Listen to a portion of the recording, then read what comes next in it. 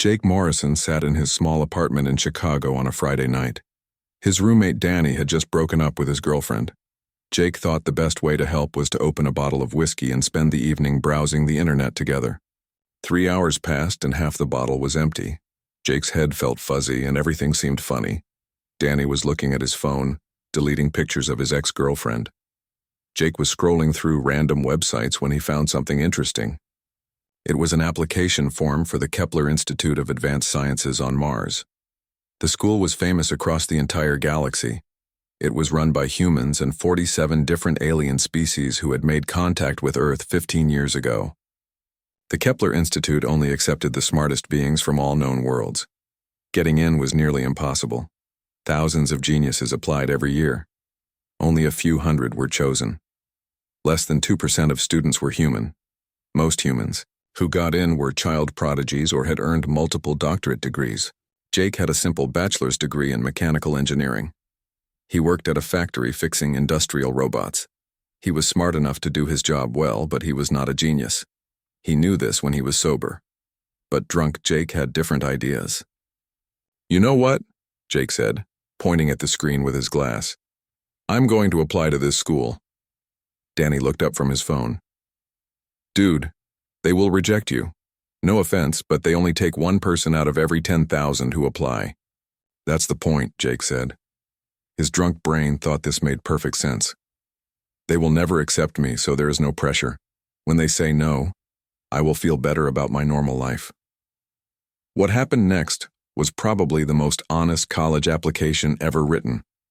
The form asked for his qualifications. Jake wrote about his average grades in college. He wrote about how most of university was learning to pretend you understood things until you actually did.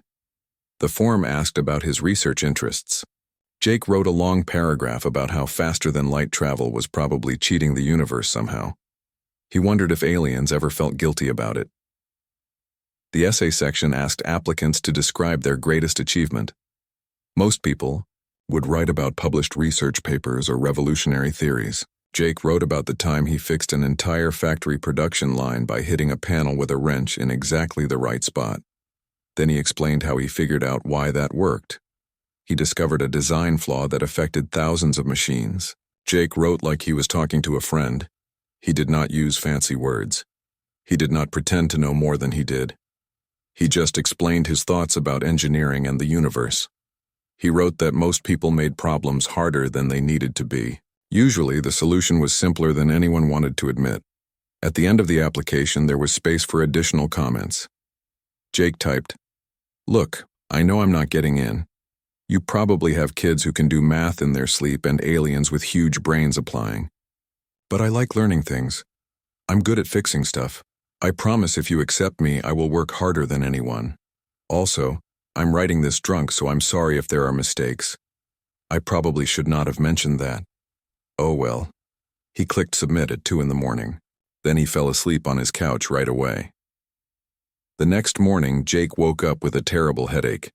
He had a vague memory of doing something stupid online. It took him until noon to remember the application. When he did, he panicked. He tried to log back into the system to delete his application. But the Kepler Institute did not allow withdrawals after submission. His drunk essay was now being read by some of the smartest beings in the galaxy. "I'm so screwed," Jake said to himself. He read what he had written. "This is so unprofessional. They're going to think all humans are idiots." Danny read the application over Jake's shoulder. "Honestly, it's kind of nice. You didn't try to impress them. You just told them who you are. Yeah, a drunk idiot with a basic degree applying to a school where everyone else has super high intelligence scores. Maybe that's what they need," Danny suggested. "A normal person." Jake did not think so. There was nothing he could do about it now. He tried to forget about it. He went back to work on Monday. He figured in a few weeks, he would get a polite rejection letter. This would become a funny story to tell at parties. He never expected what arrived 3 weeks later. Jake was eating cereal when a holographic message appeared in his apartment. It had the official seal of the Kepler Institute. His hand started shaking as he opened it. He was sure it would be the rejection he expected. Instead, the message said, "Congratulations, Jake Morrison.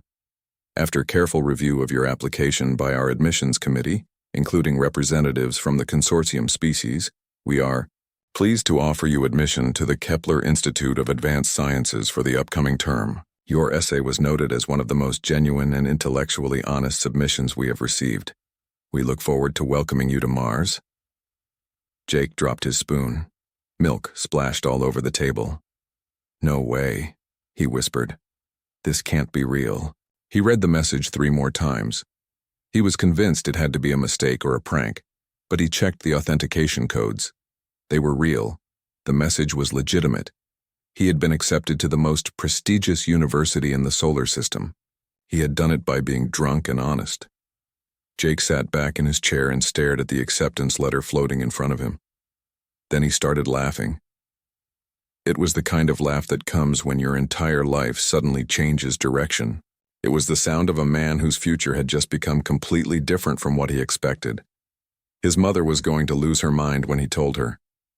Jake spent the rest of the day in shock. He called his parents. His mother cried with happiness and worry at the same time. His father was proud but confused about how this had happened. Danny threw his arms around Jake and congratulated him. "You're going to Mars," Danny kept saying. "You're actually going to study with aliens." "I still can't believe they accepted me," Jake said. "Maybe being honest is more important than being perfect," Danny suggested. Jake thought about that. Maybe Danny was right.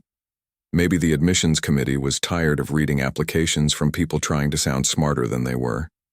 Maybe they wanted someone who was real. Or maybe they just liked his story about hitting a machine with a wrench. Either way, Jake Morrison was going to Mars.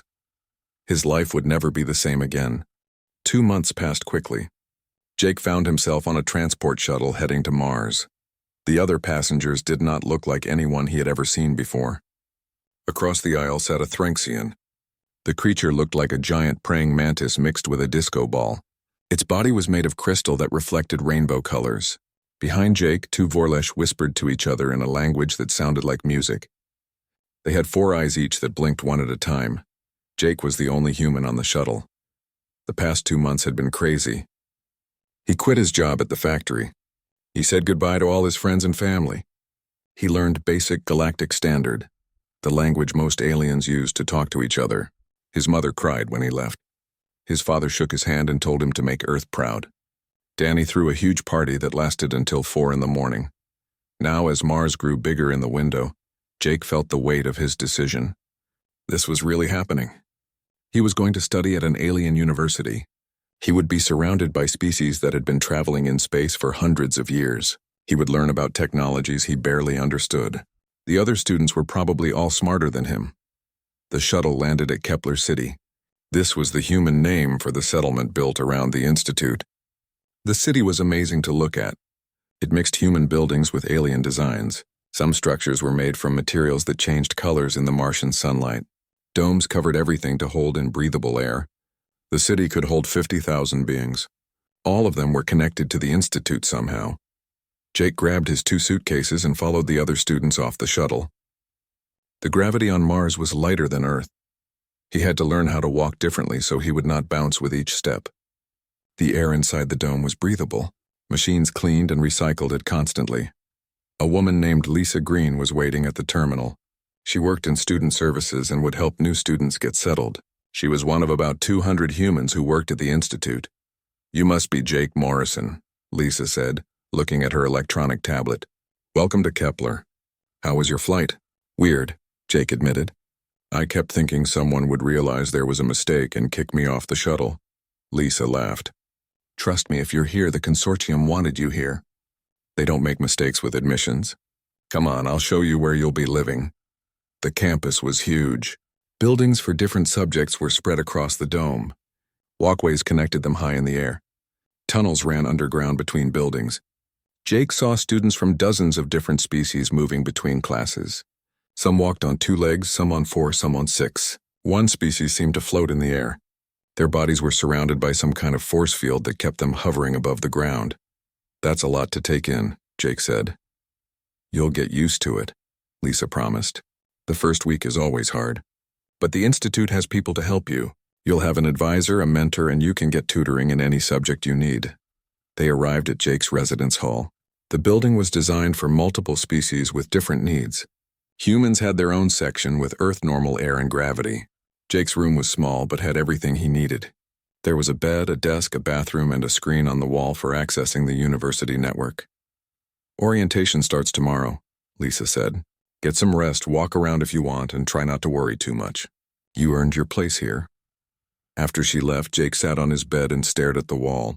He had earned his place here. The question was whether he could keep it. The next morning, Jake joined 300 other new students in the main auditorium for orientation. The room was built to handle different species. Some seats were huge for big aliens. Some were tiny. Different parts of the room had different temperatures. Small floating devices near each seat translated languages in real time.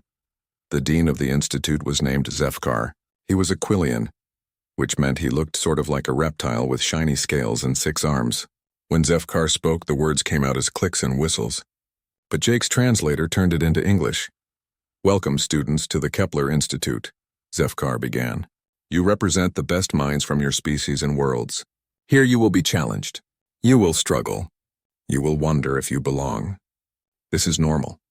Every being in this room will feel doubt at some point, no matter where they come from. Jake felt a little better hearing that. But you are here because you have something valuable.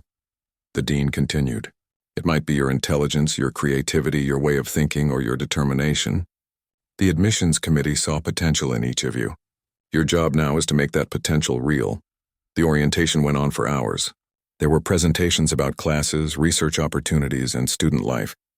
Jake learned that the institute used a project-based system. There were normal classes, but most learning happened through real research with professors and other students. After the main session ended, students split into smaller groups based on what they wanted to study. Jake went to a room for engineering students. There were about 30 beings in the group, including 5 other humans. Jake sat next to a guy who introduced himself as Paul Chen. First year? Paul asked. Yeah, Jake said. You? Second year. I'm helping with orientation. What's your background? Bachelor's in mechanical engineering from a state school. I worked fixing robots in a factory for a year. You? I have 2 degrees in aerospace engineering and physics from MIT, Paul said casually.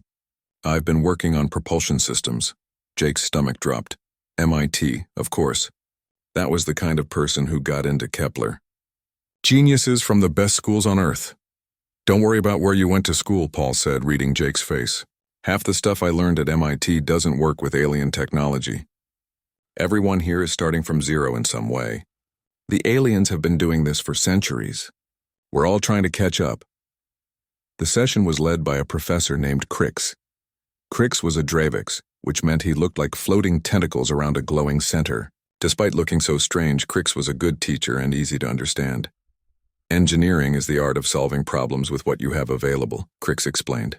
Different species do this differently. Humans like solutions that are strong and adaptable. Thranxians prefer designs that are elegant and efficient. Forlish focus on working with natural systems. Here, you will learn to combine these approaches. Crix explained what first-year students would learn. They would take classes in advanced math, quantum mechanics, material science, and systems integration, but they would also work on real projects with professors and older students. Your success here will not be measured only by test scores, Crix said. It will be measured by your ability to add to the collective knowledge of the consortium. We are not training you to pass tests. We are training you to push the boundaries of what is possible. After the session, Jake nervously approached Crix. Professor, can I ask you something? Of course, Jake Morrison, Crix said. Apparently, he already knew Jake's name. How can I help you? I'm just wondering why I was accepted. I don't have the background most students here have. I wrote my application while I was drunk. I'm not sure I should be here. Crix's tentacles moved in a pattern that Jake's translator said meant amusement. Your application was discussed a lot by the committee. Do you know what made it special? My honesty? Jake guessed. Partly, Crix agreed. But more specifically, your way of solving problems. You described fixing a complex system not through advanced tests or theory, but through understanding it intuitively and trying things. Then you took time to understand why your solution worked. This is the mark of a true engineer. But there must have been thousands of applicants with better credentials than me. Credentials are useful, Crick said, but they don't tell us how a being thinks. Your essay showed us a mind that is practical, creative, and not afraid to challenge assumptions. These are rare qualities, even among applicants with impressive records. You belong here, Jake Morrison. Whether you succeed here depends on whether you believe that yourself. Jake left the session feeling less scared. Maybe he did belong here, or maybe he was just good at fooling people even when drunk. The first week was a blur of classes, lab tours, and meeting people. Jake became friends with Paul and 2 other human students. Katie Wells was studying alien biology. Chris Lopez was in the physics program. They formed a study group thinking that staying together would help them survive. But Jake also tried to meet non-human students. His neighbor was a Threnxian named Zix. Zix was studying computer science and had a dry sense of humor that Jake liked. "Your species drinks ethanol for fun?" Zix asked one evening when Jake mentioned the drunk application story. "Yep," Jake confirmed. "It messes with our judgment but makes us feel relaxed." "Fascinating. For my species, ethanol is poison. If I drank enough to impair my thinking, I would need to go to the hospital." "Yeah, it's definitely not the smartest thing humans do," Jake admitted. "And yet it brought you here," Zix observed. "Perhaps sometimes impairing judgment allows for unexpected outcomes." That's a generous way to look at it. By the end of the first week, Jake was exhausted, but excited. The classes were harder than anything he had done before. He spent hours every night just trying to keep up with the reading. But he was learning things. 3 weeks into the semester, Jake faced his first real test. All students were assigned to research teams. Jake was placed in a group working on adaptive materials. These were special substances that could change their properties based on the environment around them. The work was cutting edge and could be used for everything from building spacecraft to making medical devices. Jake's team had 6 members. Besides Jake, there were 2 other humans named Sophie Grant and Ben Torres. Then there was Krell, a Threnxian. Cyril was a Vorlesh. Their faculty advisor was Professor Crick, the same teacher from orientation. The team's first project was challenging. They needed to design a material that could survive extreme temperature changes in deep space. It had to work in both freezing cold and burning heat, but it also needed to stay flexible so astronauts could use it for emergency repairs. The consortium said this was critical for long space missions. The team met for the first time in an amazing lab. The equipment could build materials at the molecular level.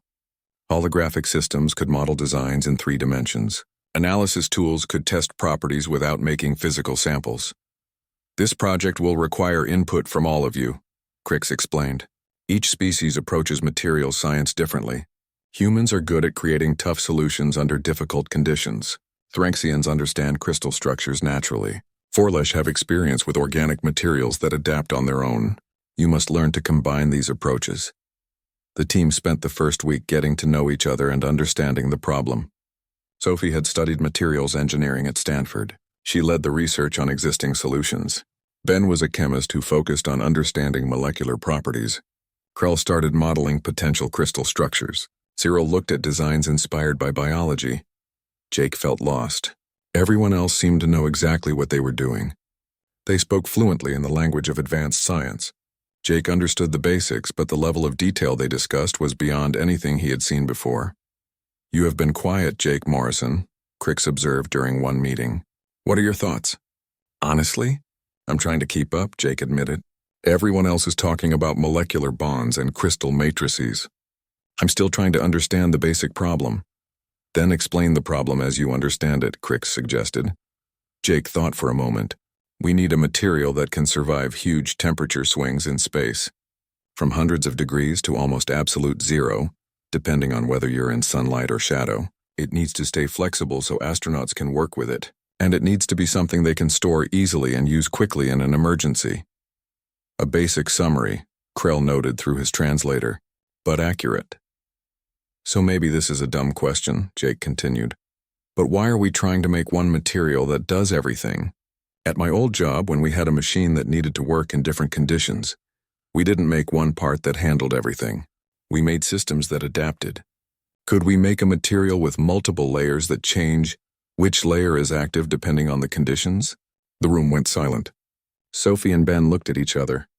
Crix's tentacles moved in the pattern Jake had learned meant interest. "That is not a dumb question," Cyril said. excitement clear in their musical voice. That is a completely different approach. Most solutions in our field focus on creating single materials with the properties we want, Crix explained. But Jake Morrison suggests a systems approach. Instead of one perfect material, multiple materials working together.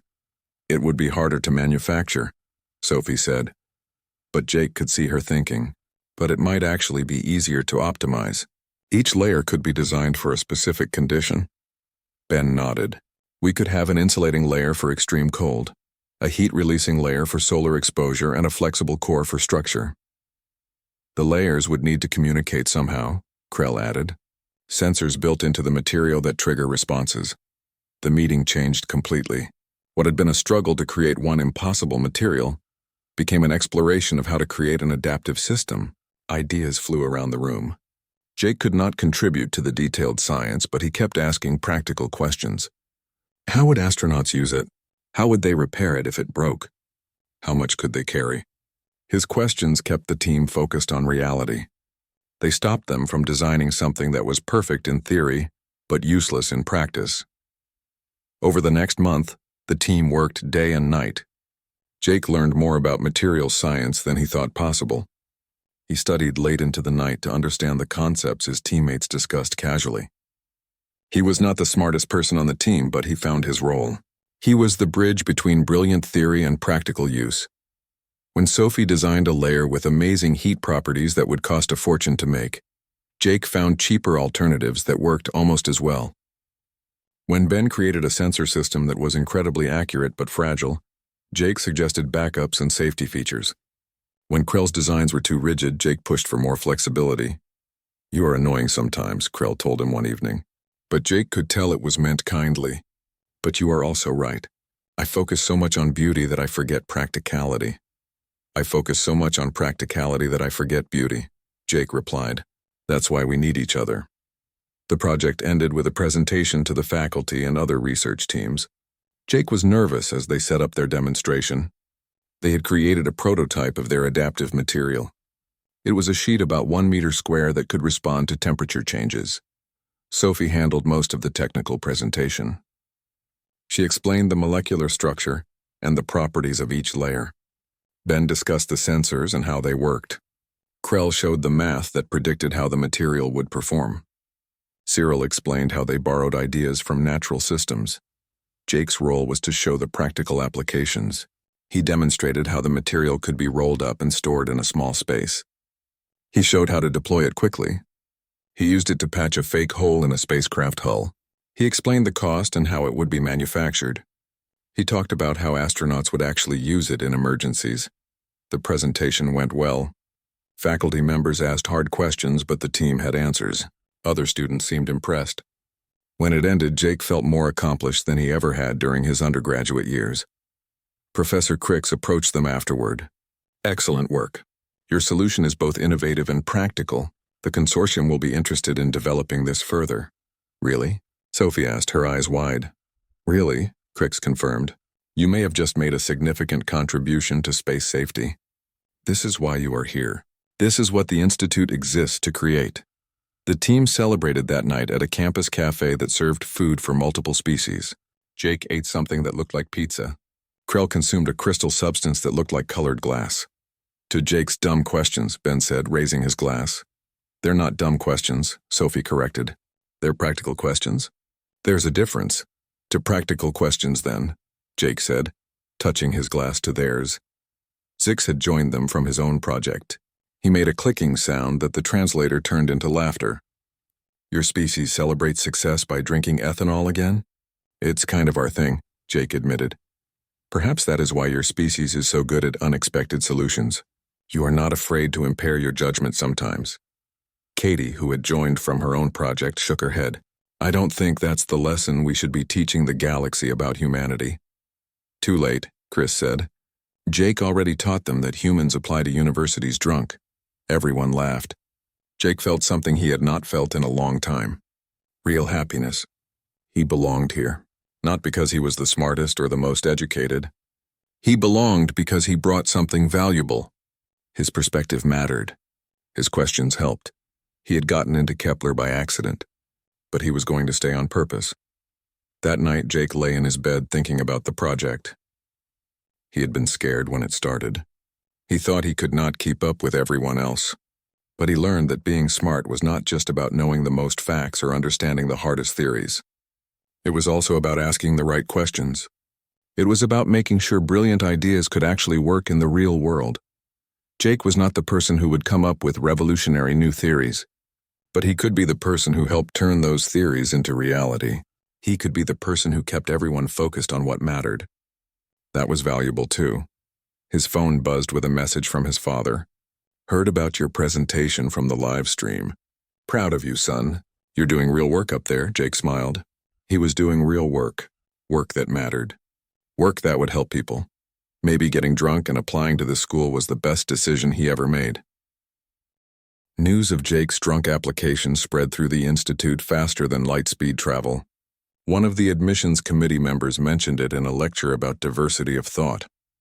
Within days, every student on campus knew about the human who applied drunk and got accepted. Jake became famous overnight, though not always in the way he wanted. Some students found the story funny and inspiring. Others thought it made humans look bad. A few seemed to think he had cheated somehow and did not really deserve his place at the institute. The story even made it back to Earth. It went viral on social media.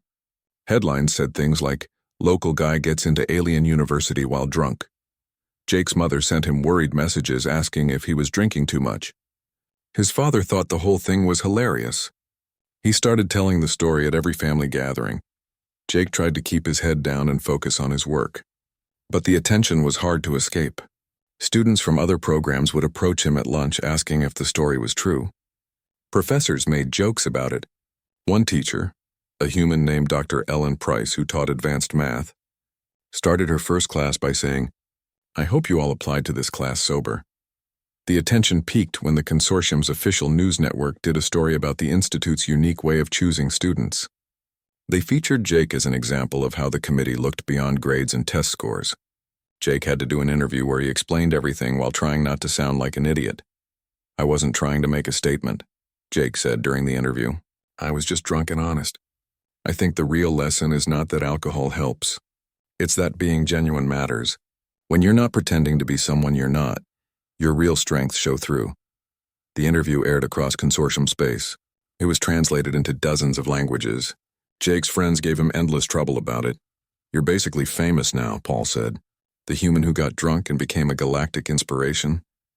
"That's not exactly how I want to be remembered," Jake replied. "Too bad," Katie said. "That's what happens when you become a meme across 47 species." But the attention had an unexpected benefit. Professors and students were more willing to talk to Jake. They were curious about the human with the unusual story. He got invited to study groups, research discussions, and social events. The story made him approachable. It made him relatable in a way that was rare at a school where everyone usually tried to prove how smart they were. One evening, a Vorlesh named Marith approached Jake. Marith was working on a project related to making planets habitable for colonies. Marith had heard Jake's story and wanted his opinion on a problem their team was facing. "We are designing atmospheric processors for colony worlds," Marith explained. "Our designs are efficient but complex. They need a lot of maintenance and skilled people to operate them. We struggle with reliability." "What kind of reliability problems?" Jake asked. "The systems are optimized for performance but not for toughness. They fail if conditions are different from what we expect. We can solve any specific failure we identify, but we cannot predict every possibility." Jake thought about his old job fixing factory equipment that had to run every day with minimal care. "Have you considered building in more backup systems? Making the system less efficient but more robust?" "That seems backward," Marith said. "Efficiency is a main goal." "Yeah, but efficiency doesn't matter if the system is broken half the time," Jake pointed out. "In factories on Earth, we would rather have a machine that runs at 80% efficiency all the time than one that runs at 95% efficiency but breaks down every week. This is similar to what you did with your materials project," Marith observed. "You put practical function ahead of perfect theory." "I guess I just think about how things actually get used," Jake said. "Engineers like me are not usually the ones with revolutionary new ideas. We're the ones making sure those ideas actually work in the real world." Meredith invited Jake to consult on their project. Over the next few weeks, Jake attended their team meetings. He asked questions and offered suggestions. He did not understand the advanced biology or chemistry they were working with, but he understood system design and what makes things fail. His input helped the team redesign their atmospheric processors to be more modular and fault-tolerant.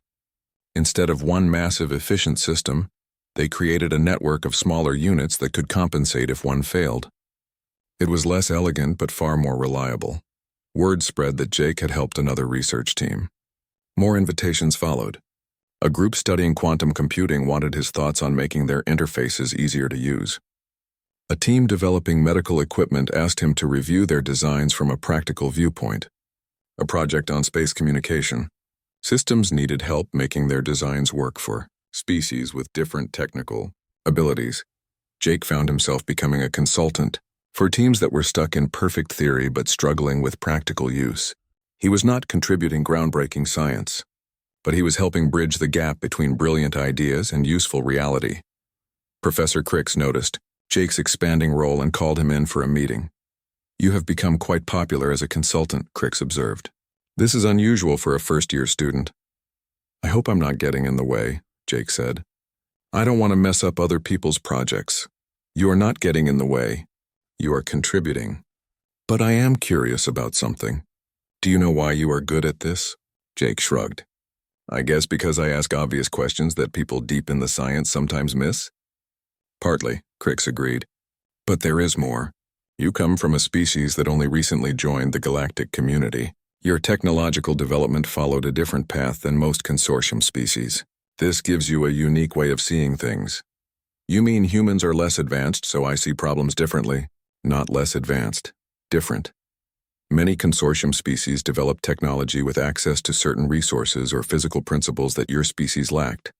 Humans had to find creative solutions within tighter limits. This has shaped how your species approaches problems." Crix's tentacles moved thoughtfully. "There is a concept in engineering called the solution space. It represents all possible answers to a problem. Most species, through their history and culture, learn to search certain parts of this space more thoroughly than others. You search different parts. This is valuable. So I'm useful because I don't think like everyone else?" "Exactly. The consortium has been searching the same solution spaces for centuries. We have become very good at finding answers within those spaces, but we may be missing entire areas of possibility. Humans, and you specifically, help us see those blind spots." Jake left the meeting with a new understanding of his role at the Institute. He was not there to be the smartest person in the room. He was there to be different, to offer a perspective that others might miss. It was both humbling and empowering. He would never be the genius creating revolutionary theories, but he could be the person who helped turn those theories into reality. He could be the person who asked the questions that kept brilliant ideas grounded in the practical world. That night, Jake video called his parents to check in. His mother was still worried about the drinking story, but his father was proud. "So you're like the practical guy in a room full of geniuses?" his father asked. "Yeah, basically," Jake confirmed. "That's important work," his father said. "Someone has to make sure all those smart ideas actually work. I've seen enough engineers design things that look great on paper but fall apart the moment you try to build them." "That's exactly what I'm doing," Jake said, "making sure things can actually be built and used." "Well, I'm glad you found your place, son, even if you did get there by applying drunk." "Yeah," Jake laughed. "Maybe not the best way to do it, but it worked." After the call, Jake sat in his room thinking about how his life had changed. 6 months ago, he was fixing robots in a factory. He thought his life was on a simple, predictable path. Now he was on Mars, working with aliens, helping with research that might change the consortium, all because he had been drunk and honest one night. It was ridiculous. It was unlikely, but it was real. Jake looked out his window at the Martian landscape beyond the dome. The stars were brighter here than they ever were on Earth. Each one represented possibilities, problems to solve, ideas to make real. He was ready for all of it. The next morning, Jake woke up to a message from another research team. They were working on improving space station life support and wanted his input. Jake smiled as he read the message. His reputation as the practical consultant was growing. People were starting to understand what he brought to the table. It was not genius-level intelligence or years of advanced education. It was a different way of thinking. A focus on making things work in the real world rather than just in theory. Jake got dressed and headed to his first class of the day. As he walked across campus, he noticed other students nodding at him in recognition. Some smiled. Some looked curious. A few still seemed skeptical. Jake did not care anymore what they thought. He knew his value. He knew he belonged here. The drunk application had been an accident. But everything after that was on purpose. He was building a reputation based on real contributions. He was helping solve real problems. He was making a difference. That was all that mattered. The year at Kepler Institute ended with something called the Grand Project. It was a tradition where first-year students worked in teams to solve a big challenge facing the consortium. Different organizations and species proposed problems. Teams competed to develop the best solutions. This year's challenges ranged from improving food production in low gravity to designing better emergency systems for space stations. Jake's team decided to tackle a problem proposed by frontier colonies. These remote settlements needed a universal repair kit that could fix essential systems across multiple types of technology. The problem was serious. Frontier colonies had limited resources. They could not store large amounts of spare parts. When critical systems failed, colonies had to wait weeks or months for replacements to arrive from core worlds. Many colonies created makeshift solutions that barely worked. System failures had caused deaths. The challenge was to design a compact kit of tools and materials that could temporarily repair many different types of equipment. It had to work with technology from multiple species. It needed to be simple enough for non-experts to use. And it had to be cheap enough for every colony to afford. Jake's team for the Grand Project had 8 students from 6 different species. Besides Jake, there was Sophie from his materials team. A human named Alex Kim studied systems engineering. 2 Threnxians named Vex and Lyra specialized in electronics. A Vorlish named Toller understood biological systems. A Dravix named Quinn was brilliant at software. A member of a species called the Kelrath named Sor had expertise in power systems. It was a diverse group with different ideas about how to solve the problem. The first few meetings were chaotic as everyone proposed different directions. We should focus on diagnostic tools, Quinn suggested. If colonists can identify problems accurately, they can communicate with experts remotely. But many colonies have communication delays of hours, Sor pointed out. They need to fix problems right away. We should create modular parts that can replace failed components temporarily, Vex proposed. Standard connections that work with most systems. That would require convincing every manufacturer in the consortium to use the same standards, Alex said. Good luck with that.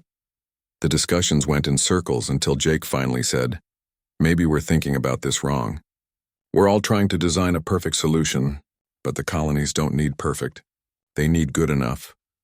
Good enough is not acceptable for critical systems, Lyra objected. I don't mean low quality, Jake clarified. I mean, look, in emergencies, people don't need perfect solutions. They need something that works right now, even if it's temporary. What if we focus on that? Not fixing things properly, but keeping them running until proper repairs can be made. A triage approach, Sophie said, understanding. Like emergency medical care. You don't heal the injury in the field. You just keep the patient stable long enough to get them to a hospital. Exactly, Jake said. What's the minimum needed to keep a life support system running for another week? Or keep power flowing until a new generator arrives? We design for temporary function, not permanent repair. The team's focus changed. Instead of trying to create a complete repair solution, they started thinking about emergency stabilization. What were the most common ways things failed across different technologies? What simple actions could buy time? They surveyed frontier colonies, asking about their experiences with system failures. Patterns appeared. Power systems often failed because of worn parts that could be temporarily bypassed. Life support systems frequently had leaks that needed quick patches. Communication equipment had connection problems that could be worked around with improvised solutions. The team divided the work. Toller and Sophie developed quick seal materials for patching leaks and holes. Vex and Lyra created simple bypass modules for electrical systems. Quinn designed diagnostic software that could run on basic computers. Sor developed temporary power solutions. Alex created clear visual instructions that could be understood across species. Jake's role was coordination and testing. He made sure all the parts worked together. He checked that the kit was actually usable by someone without special training. He verified that the solutions were genuinely practical for emergency situations. They built test kits and tested them hard. Jake would break equipment in different ways. Then he would hand someone from a different team the kit. He would see if they could stabilize the system without any instruction beyond what was in the manual. The first attempts were disasters. Instructions were unclear. Tools did not fit together right. Materials were hard to work with. The diagnostic software was too complex for stressed colonists to use. They improved, simplified, tested again, failed again, made it better. 3 months into the project, they had something that worked.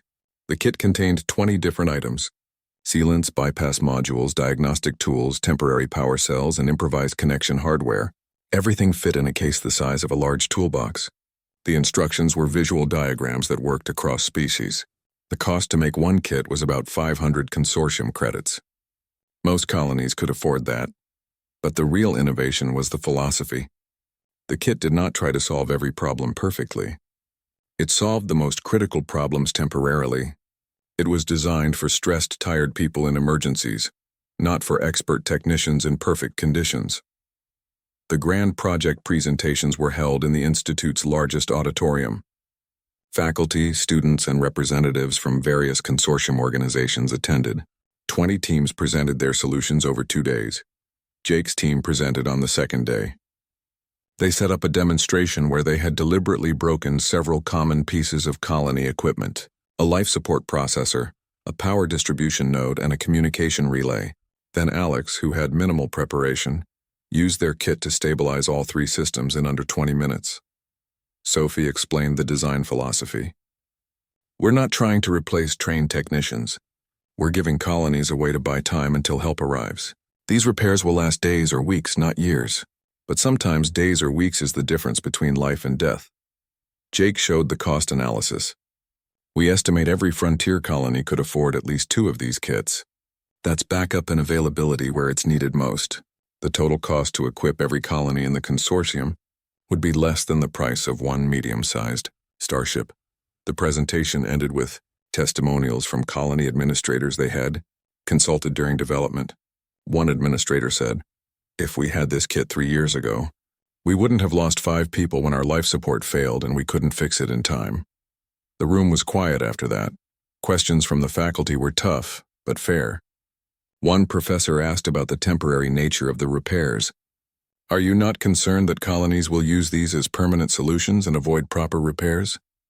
That's a valid concern, Soar answered. We've designed the repairs to clearly be temporary. They'll wear out or fail after a certain time. But we also recommend that whenever one of these emergency repairs is used, the colony automatically gets priority for shipment of proper replacement parts. Another professor asked about training. How can you ensure colonists will be able to use these under stress? We can't guarantee it, Jake admitted. But we've made it as simple as possible.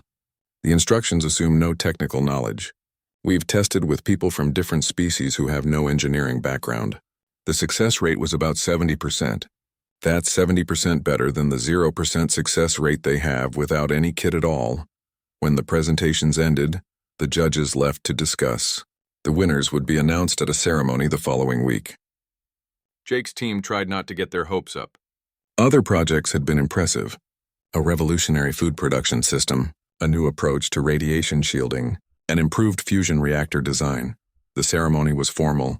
Institute leadership and consortium representatives attended. The Dean's FCAR presented awards in several categories: Most Innovative, Best Theory, Strongest Teamwork. Finally, the Dean announced the grand prize, the solution judged most valuable to the consortium. This year's grand prize goes to the Universal Emergency Stabilization Kit Team. Their work shows the core mission of this institute, producing knowledge and tools that improve lives across all consortium species. Jake's team stood in shock for a moment.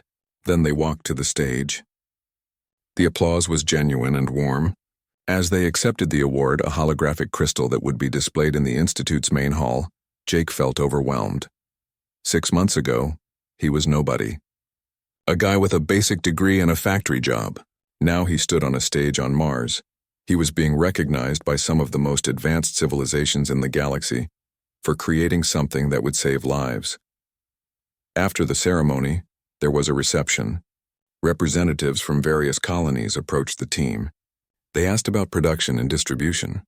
The consortium's emergency management office wanted to discuss funding a test program. Other students congratulated them, some with real warmth, others with professional courtesy. Professor Crix found Jake in the crowd. "You should be proud, Jake Morrison. You have proven that your presence here was no accident." "I had a great team," Jake said. "I just helped keep us focused on what mattered. You did more than that. You brought..." The months following the grand project changed everything for Jake. His team's emergency repair kit was not just a student project anymore. The Consortium Emergency Management Office decided to fund full production. They wanted to distribute kits to every frontier colony within a year. Jake and his teammates were invited to continue working on the project as paid research assistants. Jake could hardly believe it. He was getting paid to do research that would actually help people across the galaxy. His mother called crying happy tears when he told her. His father kept bragging to everyone he knew that his son was helping save lives in space. But with success came new challenges. Jake was only halfway through his first year. He still had regular classes, homework, and exams. Now he also had to attend meetings with consortium officials, work on refining the repair kit design, and help develop training materials for the colonies. The workload was intense. Jake found himself sleeping only 4 or 5 hours a night. He would attend classes during the day, work on the repair kit project in the evening, and study for exams late at night. Coffee became his best friend. His human classmates joked that he was single-handedly keeping the campus coffee shop in business. One night, Katie found Jake in the library at 3 in the morning. He was surrounded by data pads, holographic displays, and empty coffee cups.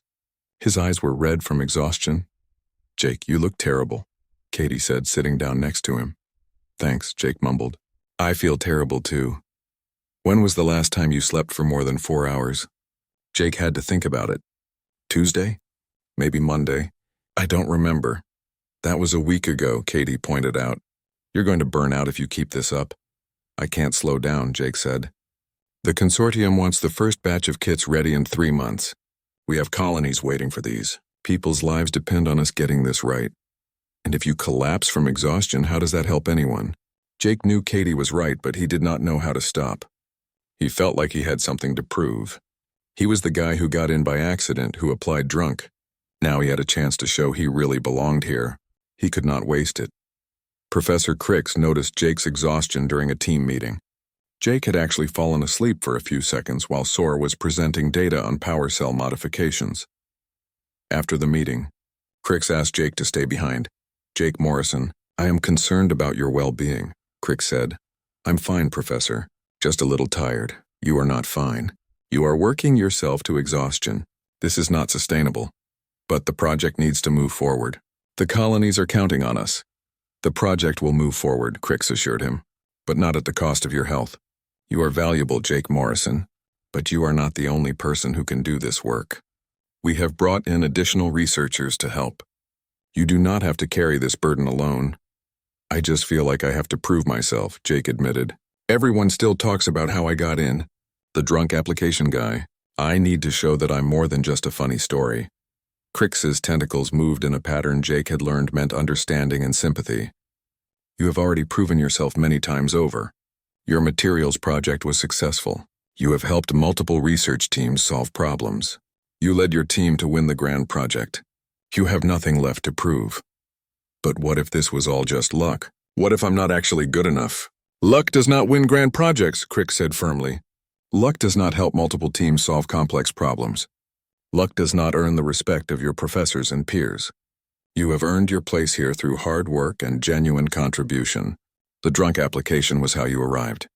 But your work is what makes you belong." The conversation helped, but Jake still struggled to find balance. He was used to working hard. At the factory, he often pulled double shifts. At university, he studied late into the night before exams. But this was different. This work never ended. There was always another meeting, another refinement, another problem to solve. Alex noticed Jake's struggle and pulled him aside one day. "You know what your problem is? That I don't sleep enough? Jake guessed. No. Your problem is you think you have to do everything yourself. You're acting like you're the only one who cares about this project. That's not true. Then why are you attending every single meeting? Why are you reviewing every design change? Why are you writing all the documentation yourself? Jake did not have a good answer. Look, Alex continued, you're good at what you do. You ask the right questions. You keep us focused on practical solutions. But you don't have to micromanage everything. Trust the team. Trust that Sophie knows materials. Trust that Vex and Lyra understand electronics. Trust that I can handle system integration. You taught us to think practically. Now let us do it. Alex was right. Jake had been trying to control every aspect of the project because he was afraid it would fail without him. But that was not fair to his teammates. They were just as capable as he was. They had their own strengths. Jake started delegating more. He stopped attending every meeting. He let other team members make decisions without checking with him first. He focused on the areas where his input was most valuable and trusted his teammates to handle the rest. The result was surprising. The project moved faster. Jake had more time for his classes and actually started sleeping 6 hours a night. His grades improved. He felt less stressed, and the team did not need him to hold their hands for every decision. They were perfectly capable of working independently. Sophie noticed the change. You seem better lately. Less like a zombie, more like a human. I learned to delegate, Jake said. Turns out I don't have to do everything myself. About time you figured that out. We were worried about you. The semester progressed. The emergency repair kit moved toward production. Jake's grades stayed strong. He even had time to hang out with friends occasionally. He attended a concert on campus where a Vorlesh musician played something that sounded like a combination of whale song and violin music. He went to a sports event where different species competed in adapted versions of their traditional games. He also continued his role as a consultant for other research teams. But now he was more selective. He only helped with projects where his perspective would be genuinely valuable. He learned to say no when he was too busy or when the team did not really need him. One evening, Jake received a message from someone unexpected. It was from the head of admissions at Kepler Institute. They wanted to meet with him. Jake was nervous as he walked to the administration building. Had he done something wrong? Were they going to tell him his admission was a mistake after all? The admissions director was a human woman named Dr. Sandra Hill. She had been on the committee that reviewed Jake's application. Please sit down, Jake, Dr. Hill said warmly. You're not in trouble. I wanted to talk to you about your application. My drunk application? Jake said nervously. Dr. Hill smiled. Yes, that one. You know, your story has become quite famous, not just here but across consortium space. We've received thousands of messages about it. I'm sorry if I made the Institute look bad. Bad? Jake, you've done the opposite. Applications to Kepler have increased 30% this year. More importantly, we're getting applications from people who never would have applied before. People who thought they weren't smart enough or didn't have the right credentials. Your story gave them courage. Jake had not thought about it that way. But here's what I really wanted to tell you, Dr. Hill continued. Your application was not accepted by accident. Yes, you were drunk when you wrote it. But that's not why we chose you. Then why did you? Because in your essay you showed us how you think. You demonstrated practical problem-solving skills. You showed humility and self-awareness. You revealed a perspective we knew would be valuable here. The alcohol just removed your inhibitions enough to let your true self show through. So you're saying the drunk part was irrelevant? I'm saying the drunk part was the catalyst, not the reason. Your genuine qualities were always there. The alcohol just helped you express them without the usual filters people use when trying to impress admissions committees. Dr. Hill leaned forward. We see thousands of applications from brilliant people every year. People with perfect grades and impressive research. But many of those applications are performances. People trying to be what they think we want. You gave us something rare, authenticity, and that authenticity revealed qualities we desperately need here. I never thought about it like that. Most people don't. They think intelligence is just about test scores and degrees. But real contribution comes from how you think, how you approach problems, and whether you can work with others. You have those qualities. The drunk application just helped us see them clearly. Jake left the meeting feeling lighter. He had spent months worrying that he was a fraud, that his acceptance was a fluke, but now he understood. He got in because of who he was, not despite it. The alcohol was just the thing that helped him show his real self. That night, Jake called his roommate Danny back on Earth. "Hey man, how's Mars?" Danny asked. "It's good. Really good, actually. I just had a meeting with the admissions director." "Uh-oh. Are you in trouble?" "No, the opposite. She told me my drunk application was not a mistake, that they chose me because of my real qualities, not despite being drunk." "Well, yeah,